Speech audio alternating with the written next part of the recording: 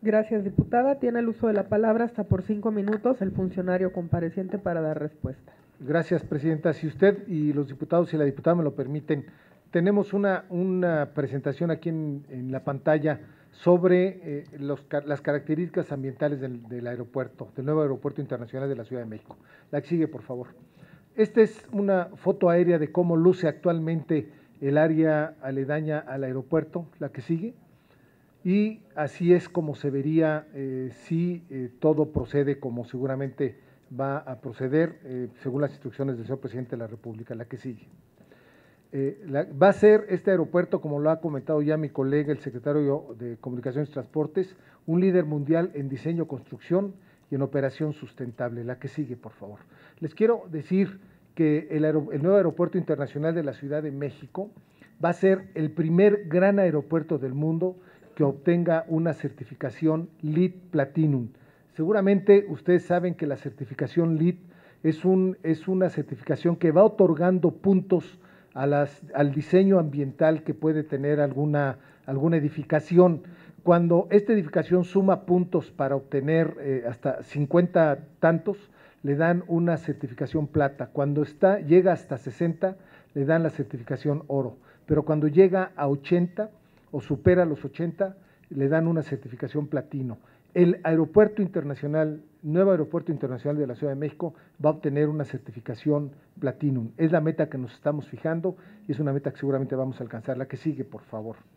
Miren, también va a ser el primer aeropuerto fuera de Europa que tenga huella neutral de carbono.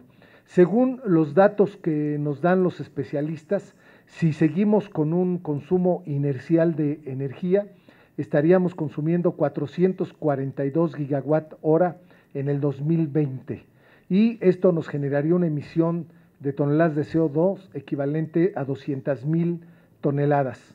Sí, gracias a los diseños que se van a estar implementando de iluminación natural, uso de lámparas efectivas y ventilación natural y otras disposiciones ambientales, la reducción en el consumo de energía va a bajar en un 40% para llegar a 267 gigawatts hora y esto implicaría una generación de 120 toneladas de CO2 equivalente en el 2020. Sin embargo, el 100% de la energía, los 267 gigawatts hora, se van a generar con energía limpia. La que sigue, por favor.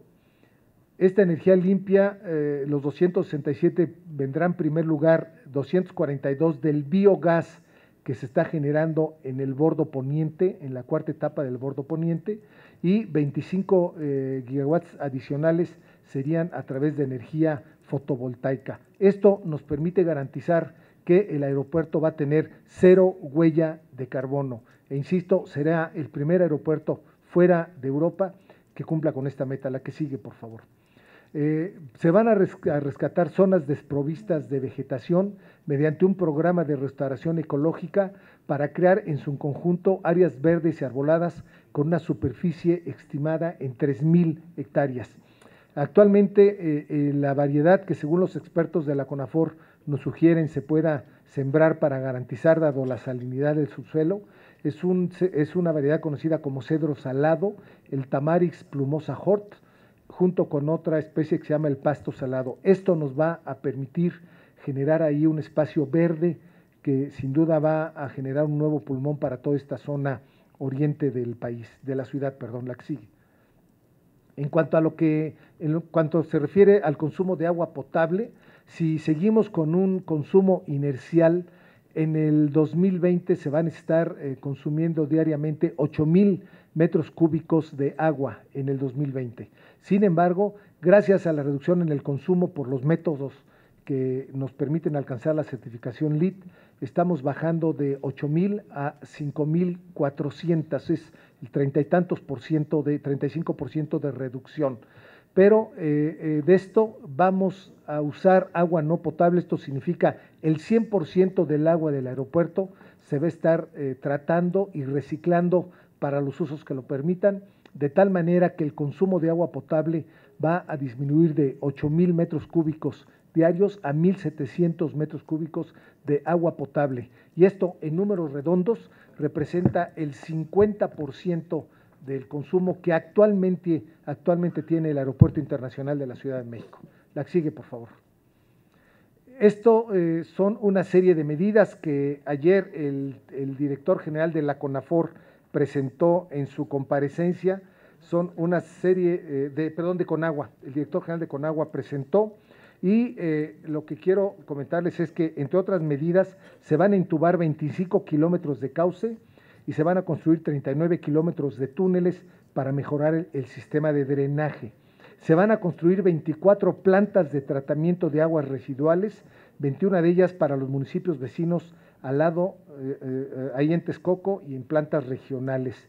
Se van a construir 145 kilómetros de colectores marginales para poder dirigir las aguas residuales a las plantas de tratamiento.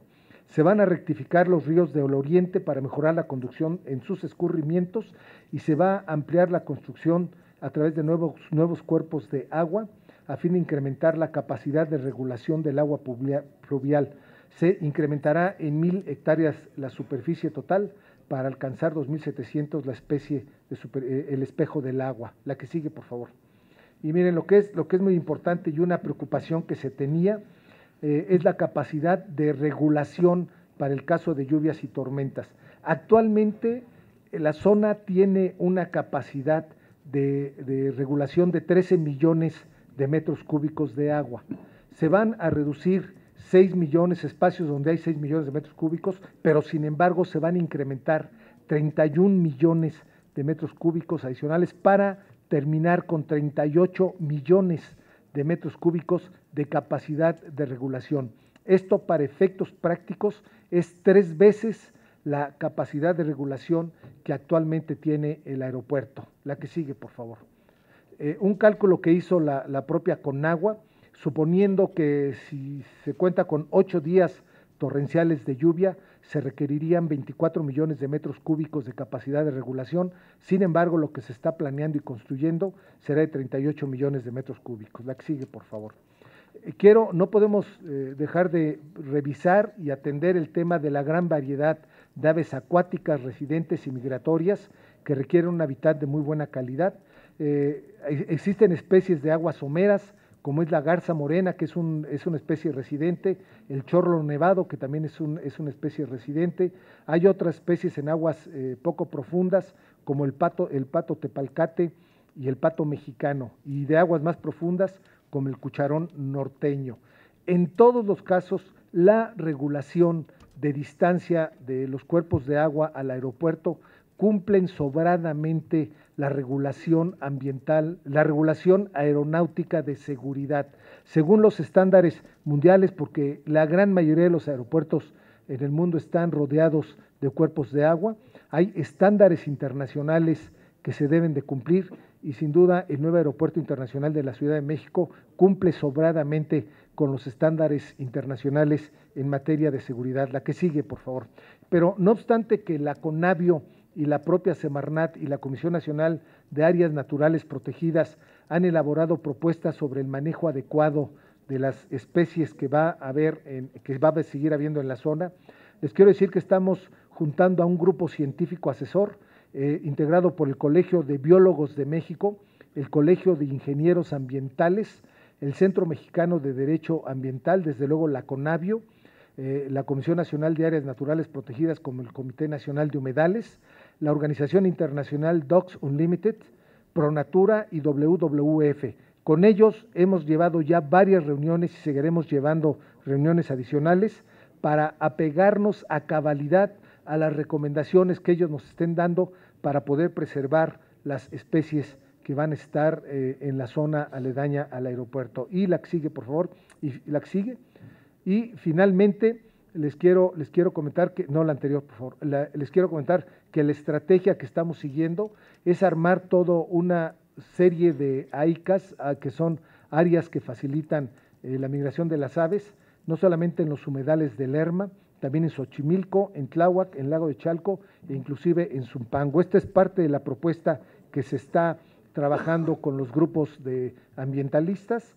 Y la que sigue finalmente, y concluir reiterándoles a ustedes que no hay duda que el nuevo aeropuerto internacional de la Ciudad de México va a permitir la rehabilitación ambiental de todo el exvaso de Texcoco en beneficio de todos los habitantes de esta zona y sin duda nos podrá permitir contar con un aeropuerto que sin duda será orgullo de todos los mexicanos. Es cuanto, presidente. Gracias, secretario. Tiene ahora la palabra para formular comentarios hasta por 3 minutos la diputada Gabriela Medrano Galindo del Partido Verde Ecologista. Agradecemos su respuesta, señor secretario, y como hemos ya señalado, toda aquella obra que venga a traer un beneficio a la sociedad y en general a la nación contará con un reconocimiento y con todo nuestro respaldo. Estamos convencidos que la construcción de este nuevo aeropuerto representará beneficios importantes para nuestro país, como la generación de nuevas fuentes de empleo, el fortalecimiento de negocios internacionales, el aumento de inversiones, el incremento de la capacidad aeronáutica, la conectividad nacional e internacional y el impulso al turismo e industria, entre otros. Primordialmente exaltamos y aplaudimos la preocupación del Gobierno federal para impulsar la sustentabilidad en la construcción del nuevo aeropuerto de la Ciudad de México, que sin duda servirá de ejemplo para el crecimiento de nuestra nación con respeto a uno de los factores más vulnerables como lo es el medio ambiente. Es cuanto. Muchas gracias.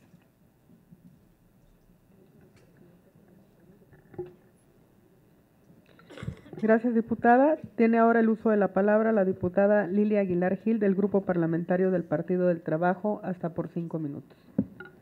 Muchas gracias. Agradezco la generosidad de la diputada Aida, que me ha dejado adelantar este turno. Yo voy a enfocar mis preguntas en el caso de Grupo México, pero como tengo demasiadas, y decía con mucho acierto una diputada del Movimiento Ciudadano, la diputada Zulema Huidobro, que a veces estas comparecencias parecieran un engaño a la inteligencia de todos, porque sabemos que no se pueden contestar todas las preguntas que hacemos en 5 minutos. Entonces yo les pediría que las preguntas que no se alcancen a contestar me las pudieran hacer llegar por escrito y que me pudiesen decir en qué tiempo sería. Muchas gracias. En el tema específico del asunto de la mina de Buenavista, yo he escuchado las respuestas que ustedes han dado, pero yo creo que vale hacer un recuento de los hechos. Primero, el 6 de agosto, que es el primer derrame, el 6 de agosto que sucede el primer derrame, no se avisa por parte de la mina, y aquí lo digo por el tema de los hechos dolosos, señor procurador, no se avisa por parte de la mina sobre el derrame que hay de la tinaja 1, entiendo, sino que hasta 29 horas después se entera el gobierno del estado por un post de Facebook que hace un trabajador en uno de los municipios del río Bacanuchi, río abajo. La empresa, que ya había tratado de hacer un bordo para que no llegaran las aguas contaminadas al río, no había anunciado, y no solamente no había anunciado, sino que además mintió después en sus declaraciones, y eso está en las actas que tienen sus delegados en Sonora, sobre la razón del derrame, y dijeron que había sido por el exceso de lluvias. Y luego, todo esto que está consignado en estas actas de emergencia, y luego dice que es un problema de la soldadura que le vendió una empresa que no sabemos quién es. Insisto que todo esto lo hago como un recuento por el tema del dolo y los hechos fortuitos en el fincamiento de responsabilidades. Pero luego, el 20 de septiembre, hay otros 2 derrames. Uno que va al río Bacanuchi, Sonora, y el otro que va al río San Pedro, que es donde se declara esta emergencia de que podría llegar a aguas internacionales. Y luego hay unas declaraciones que yo considero muy simpáticas del secretario del Trabajo, el señor Navarrete Prida, que dice, menos de 12 horas después, dice que no hay daño al medio ambiente y que no hay daño hacia las personas. Entonces, todo esto lo digo porque, y aquí estas son las preguntas que me gustaría que me contestaran esta comparecencia. Primero, ¿hay un diagnóstico real de cuál es el impacto ambiental del derrame, de lo que presumimos, porque ni siquiera sabemos si son 40 millones de litros de sulfato de cobre, y si lo hay, que si me lo pudiesen hacer llegar, primero. Y segundo, si hay este diagnóstico, me gustaría saber cómo este diagnóstico determinó el monto del resarcimiento del daño o el monto que se tendría que pagar a los ciudadanos para la determinación del fideicomiso, porque ustedes hablan de 2,000 millones de pesos, pero no nos queda claro cuánto se le va a dar a cada persona y sobre qué.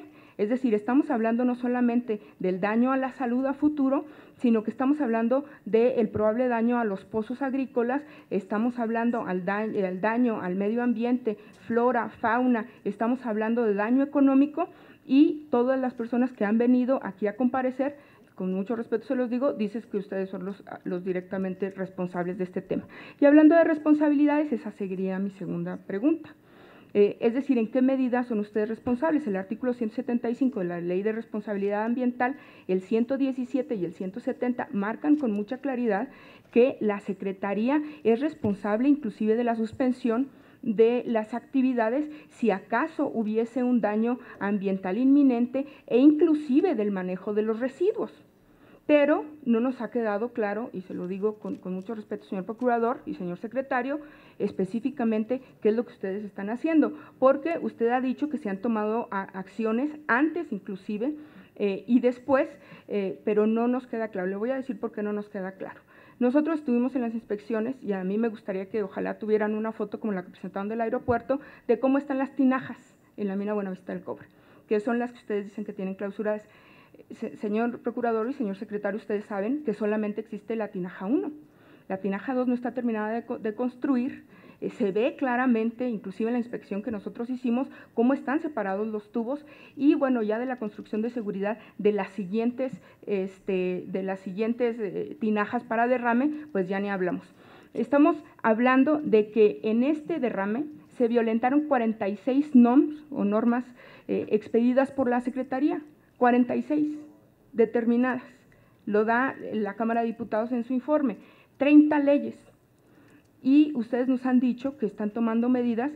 Insisto, me gustaría saber cuáles son las inspecciones previas que tienen que hacer en conjunto con la Secretaría de Economía, que ya dijo el secretario de Economía aquí que las habían hecho, cuáles fueron los diagnósticos que hicieron, sobre todo porque falta la tinaja 2 y las medidas de seguridad, y por último, quiénes son los responsables de no haber visto estos manejos de residuos al aire libre del que hablaba el señor secretario.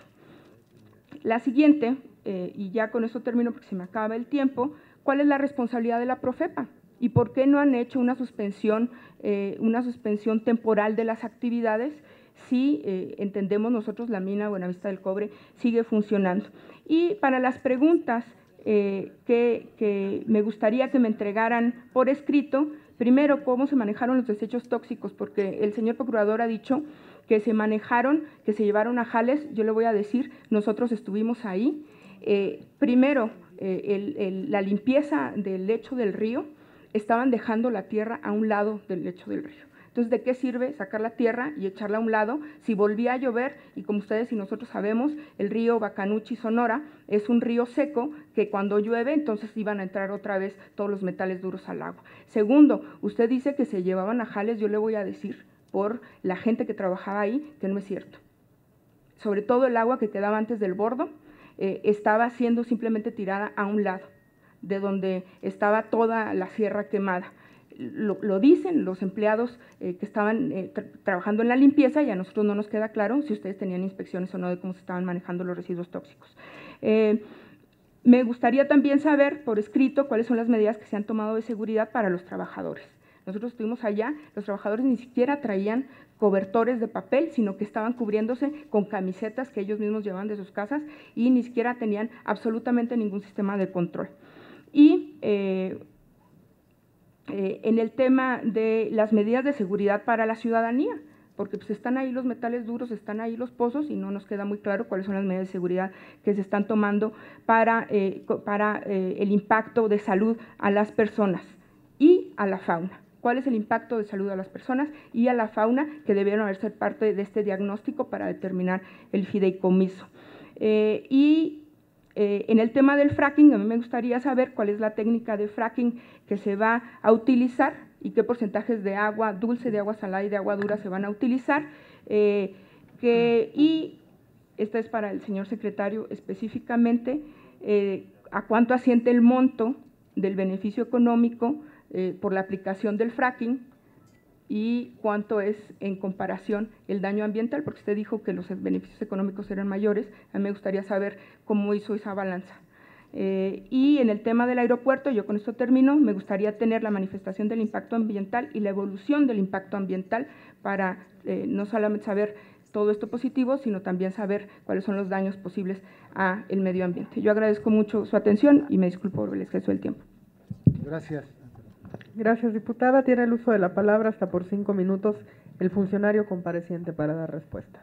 Gracias, diputada, muy amable por sus preguntas. Si me lo permite, la última, la del fracking, me la reservo para el final, los 6 últimos minutos, porque no nos va a dar tiempo de contestarle todo. Por escrito, ándale, pues se la mando, o le invito para que lo podamos ver con todos los de la comisión. Mire, le hago yo unos comentarios sobre el fideicomiso y luego sobre el resto de las preocupaciones que usted tiene, el señor procurador nos va a hacer el favor de contestarle. El gobierno federal exigió la creación de este fideicomiso, no solamente para lograr la reparación ambiental, sino, como ya lo dijo el procurador, para obligarlos a resarcir a la población los daños en los cuales, las afectaciones que tuvieron a raíz de este derrame. Nosotros consideramos que eran 2,000 millones de pesos los que había que exhibir inicialmente a través de amortizaciones que se están haciendo de 500 millones de pesos, porque este es un cálculo que elaboró el Instituto Nacional de Ecología y Cambio Climático, un cambio muy preliminar. Pero, diputada, lo que le quiero decir, olvide usted de los 2,000 millones de pesos, el fideicomiso es ilimitado. Ellos tienen que aportar cualquier cantidad que sea necesario para resarcir el daño ambiental y para resarcirle a la población el daño que sufrieron. El fideicomiso, diputada, está presidido por el subsecretario de Planeación, el maestro Rodolfo Lassi. Él es quien encabeza los trabajos.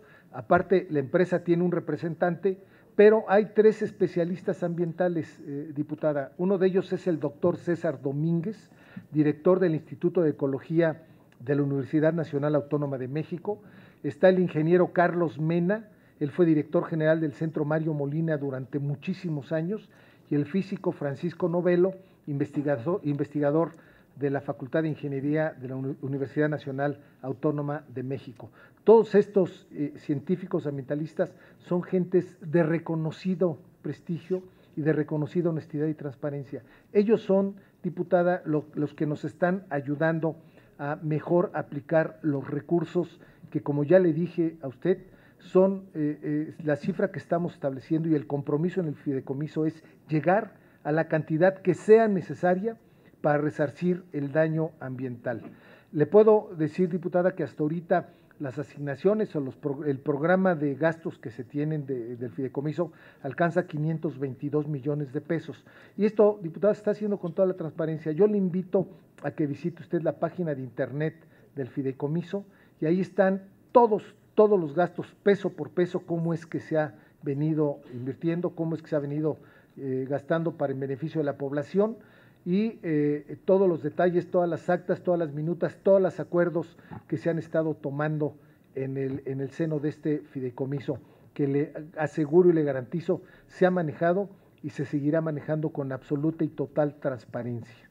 Y si me lo permite, para ver las otras preguntas, le paso el micrófono al procurador. Gracias, secretario. Diputada Aguilar, voy a intentar dar respuesta puntual a cada una de las preguntas, y desde luego me comprometo a enviarle las que usted pide contestemos por escrito, y poner desde luego a su disposición toda la información que sobre este tema en particular tiene la Profepa.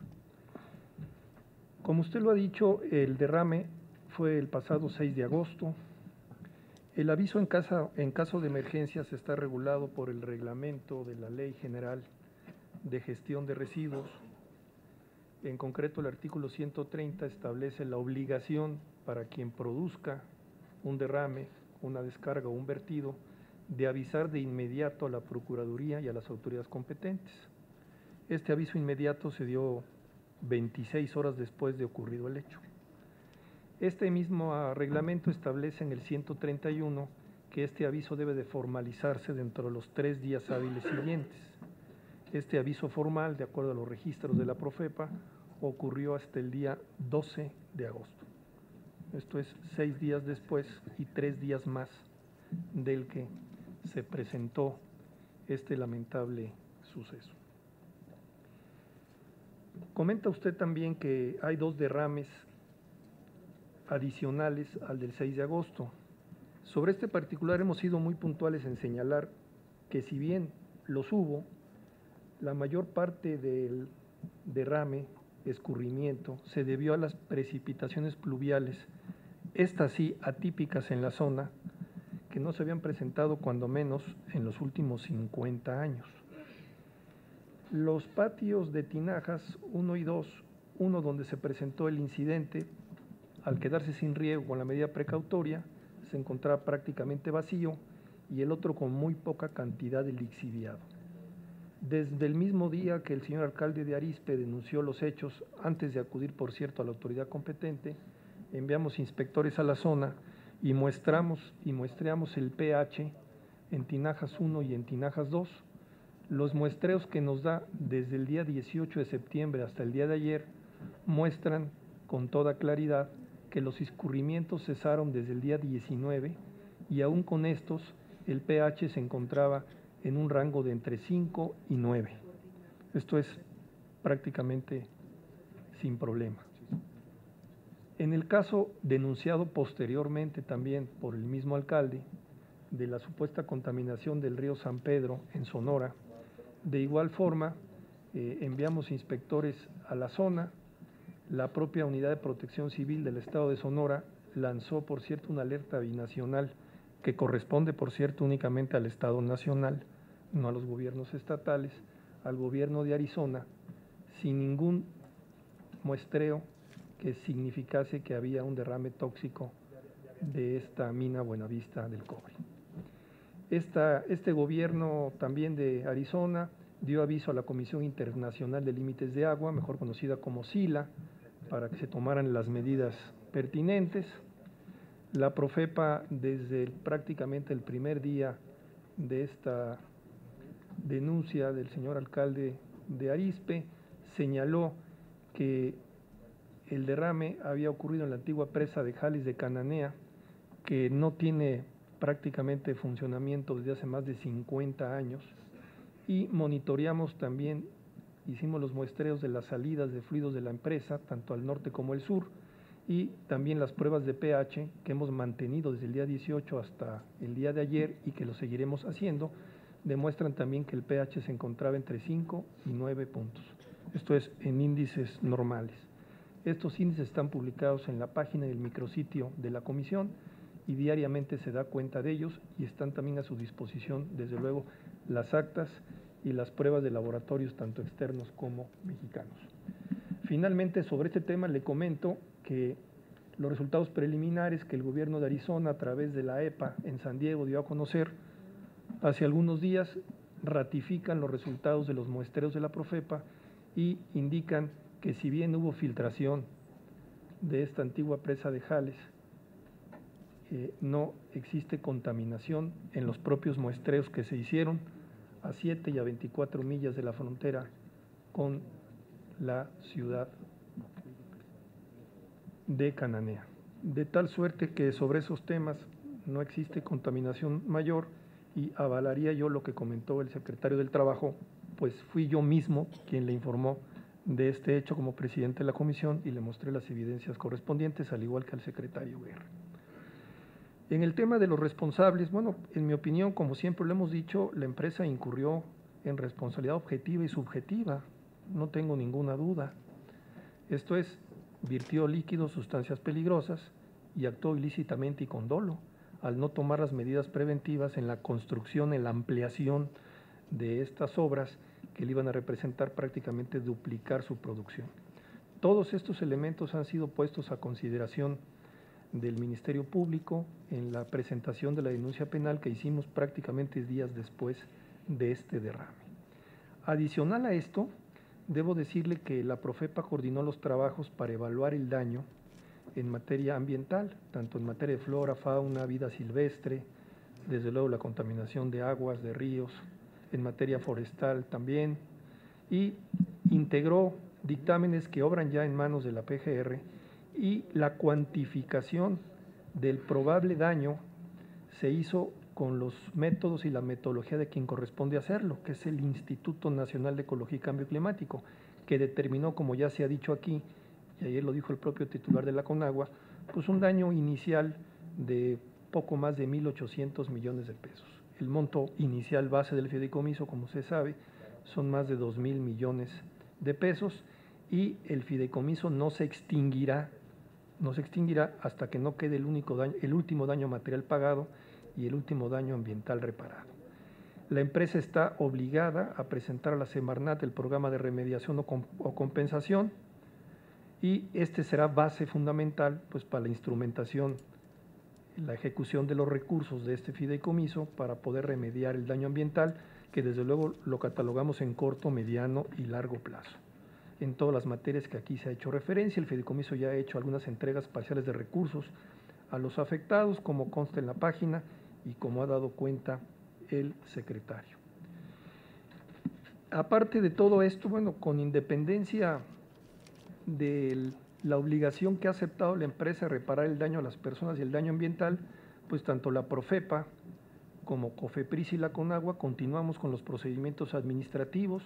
La Profepa continúa con los suyos. Por cada irregularidad es posible una multa de aproximadamente 3 millones de pesos como tope máximo, las que prevé la propia LEGEPA, la propia Ley de Gestión Integral de Residuos, y estaremos agotando los procedimientos administrativos de estas irregularidades y del resto que encontramos en todas las instalaciones de la mina, que ofrezco también poner a su disposición todas las revisiones que a la mina hizo la Profepa, todas las medidas que dictamos, que de no cumplirse pasarán clausuras temporales y parciales, pudieran pasar a clausuras definitivas.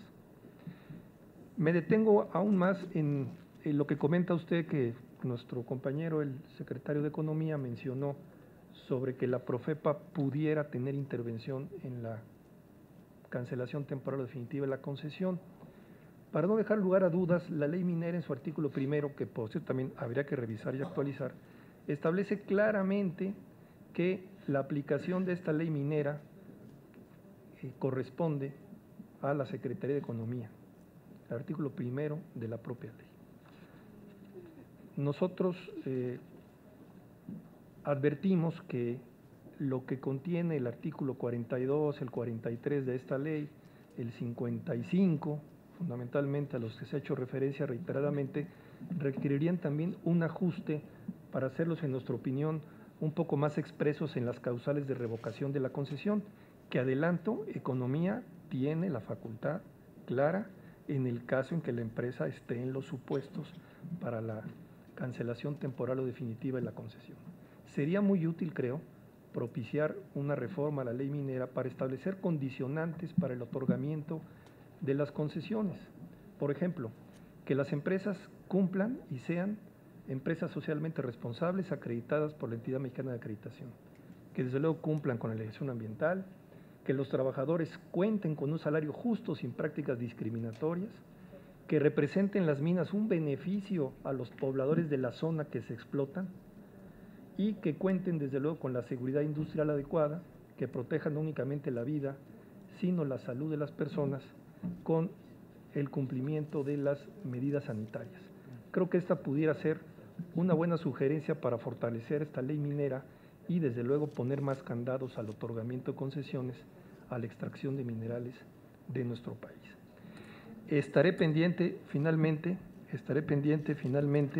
de las revisiones que está haciendo la Secretaría del Trabajo en materia de seguridad industrial. La CONAGUA, como saben, mantiene la restricción de 322 pozos, hay más de 1.500 pozos en Sonora. Estos 322 se refieren a los márgenes, 500 metros de cada lado del Bacanuchi y del río Sonora, y será levantada la veda, por así llamarle, cuando haya condiciones mínimas sanitarias y ambientales. Muchas gracias, diputada. Si quedara alguna cuestión sin responder, estaré atento para enviársela por escrito a la mayor brevedad. Me solicitan, debido a una votación en el Pleno, que declaremos un receso. Ofrezco una disculpa, continuaba la intervención de la diputada Lilia. Vamos a establecer un receso de 15 minutos para no quedarnos sin quórum y tener que suspender la comparecencia. Gracias.